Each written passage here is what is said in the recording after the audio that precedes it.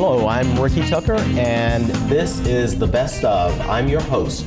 The Best Of focuses on the best of business, sports, entertainment, and the community. This week we have some awesome guests for you. We're going to be focusing on the Crossroads to Freedom. It's a project that is really coming from the Rhodes College campus, and we've incredible young people that are going to share some information with us about Crossroads to Freedom. I'm really excited, and I'm sure if you'll stick around and listen to the show, you will be excited as well. First of all, we'd like to introduce Ms. Paulette Hughes. How are you today, Ms. Hughes? Good. Good. Well, it's good to meet you, and thank you so much for being one of our guests today. We're going to be talking a little bit more to you about Crossroads and your participation in the program. Also, we've got Mr. Matt Strouser. How are you today, Matt? I'm doing well. Good, good. Thank you both very much. We're going to also have some more of your team members, I understand, a little bit later in the show. But we just want to go ahead and kind of get started. Ms. Hughes, tell us some things about you. Are you from the Memphis area? Yes. I graduated from Immaculate Conception, decided to go to school here in Memphis, so I'm a junior here at Rhodes College. Oh, great. What's your major? History. Oh, history. So does that have to do with you being involved with Crossroads to Freedom? Yes, I actually was in a meeting with Dr. Wigington, who's the Vice President of College Relations, and he has a PhD in history. And so just after, I guess, about 15 minutes of talking, he was like, hey, you should apply to Crossroads to Freedom. Wow. So that's how I knew about it, but I didn't know as much, so he kind of steered me in that direction. So we've got really kind of a double benefit there. You're from Memphis and you're a history major, and it sounds like you're really passionate about some of the things that have taken place over the course of the years in Memphis. Yeah. Okay. Now, just with your research, have there been some ahas that have surprised you either one way or the other as it relates to Memphis history?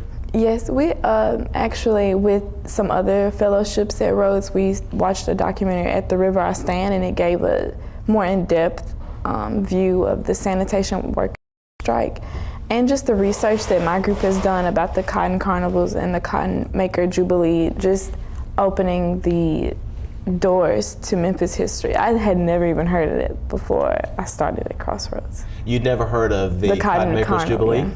Wow, that's pretty interesting. And I must say, too, that it was really amazing the way that I was connected with you and your team, because I understand the project leader, Jonathan Payne, contacted me as one of the former kings of the Cotton Makers Jubilee. So once I got an opportunity to meet with Mr. Payne and with you guys, I was really excited. So I appreciate you for giving me a call and giving me the opportunity to meet you and interview with you.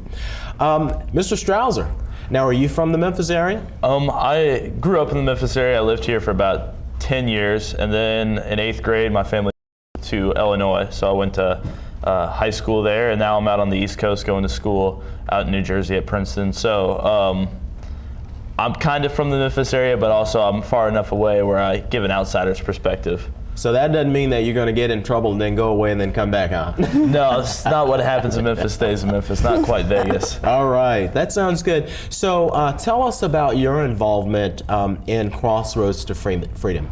Well, my particular group is really like trying to understand Memphis through the way the city's geographically looked throughout history. So we're kind of comparing Memphis from the 1900s to Memphis in the 1980s, and kind of seeing how the city's transformed, and that's that angle that my group's come at it from, the Crossroads project. Any findings that you have that you've discovered that have been of you and to the team as well? Yeah, we've really seen the way the city demographically, where there were a lot of clusters of different races, and how that affected the city, and also how small and compact the city was not too long ago. Even looking at a map from the late 1960s, you can see a much more compact city than the city we have today. Okay. Anything in particular, for example, Ms. Hughes, in your role from day to day, kind of take us through what it is that you do to make this project move forward.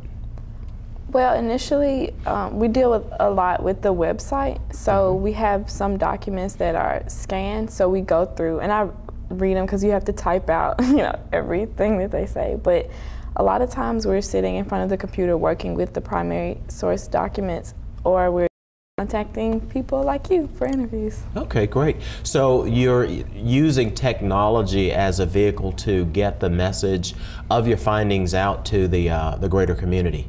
Yes, Crossroads is mostly for just to get out to the broader Memphis, like you said, the broader Memphis community.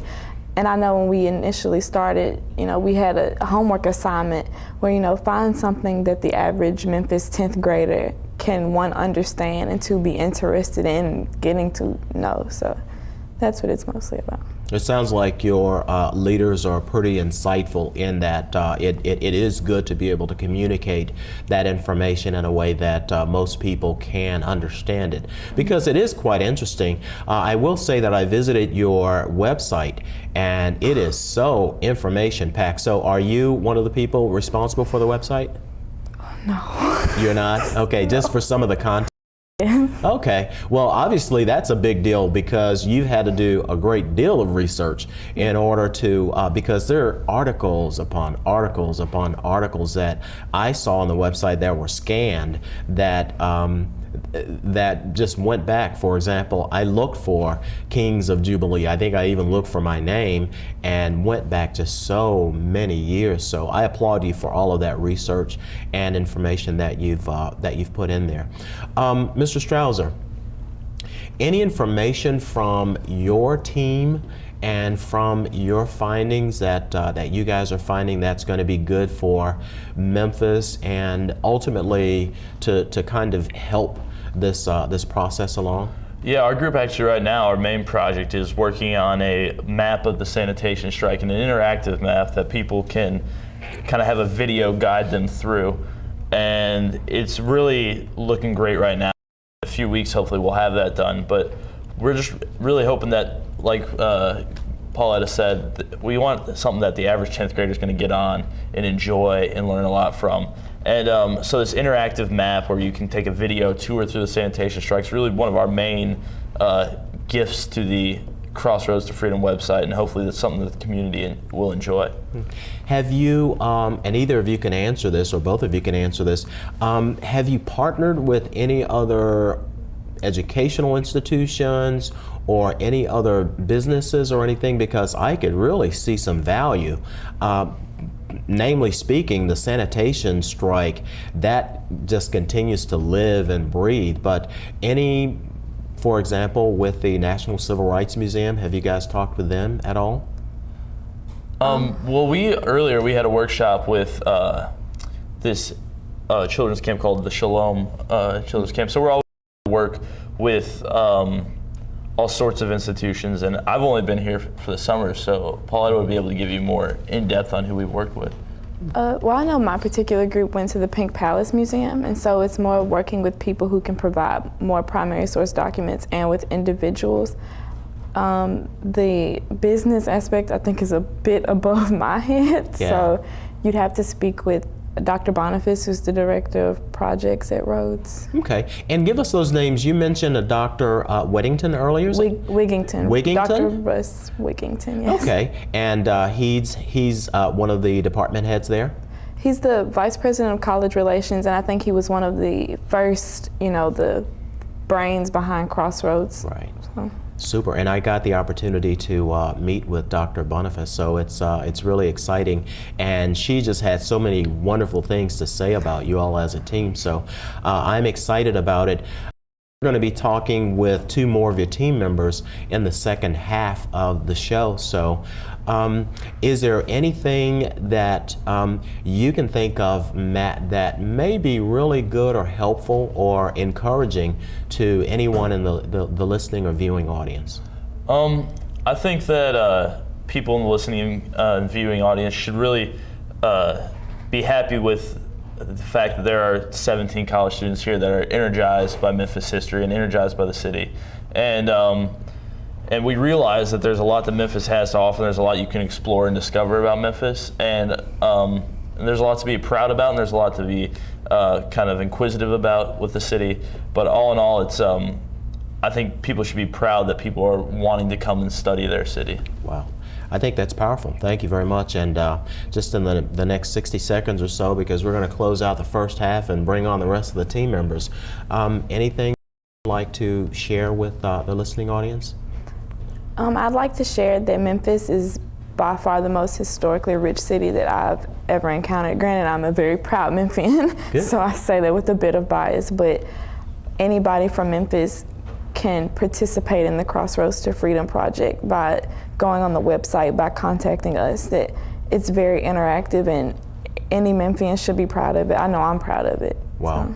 Well, Ms. Hughes, Pauletta Hughes, thank you very much. And Matt Strouser, we'd like to thank you both very much for sharing this information, this half of the show about the Crossroads to Freedom Project. And we're going to be looking to hear some more on the second half. So thank you both very much. Thank you. Thank you.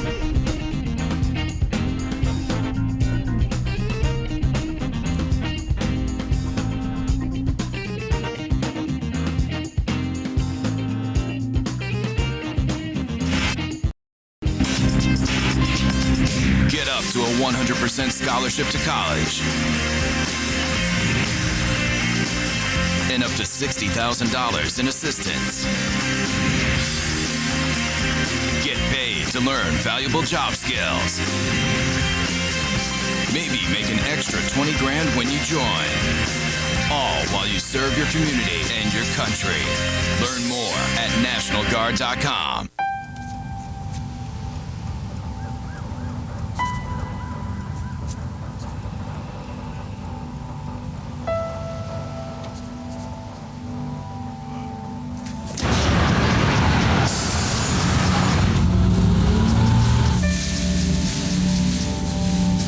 When life's this hard, graduating can be even harder. But you can help Ativa and the students in your community make it through by visiting boostup.org.